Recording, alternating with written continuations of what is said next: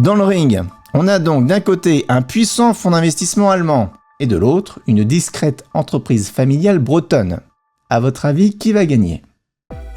Allez, je vous donne un indice. La spécialité de Rocket Internet, le fonds d'investissement allemand, eh bien, c'est de copier des business qui cartonnent à l'étranger. Ils misent des millions sur leur poulain pour écraser la concurrence. C'est une stratégie qui fonctionne, mais pas sur ce coup-là. Car là, on n'est pas dans le monde de la tech, on est dans le service client. C'est pas pareil. David et Yannick connaissent le terrain, et c'est pas par hasard s'ils ont su convaincre une entreprise familiale bretonne, respectée, de les soutenir dans le développement de leur entreprise. Et la deuxième raison, c'est que le modèle de leur concurrent, Zipjet, eh bien, est fortement basé sur ce qu'on appelle le B2C, c'est-à-dire des particuliers.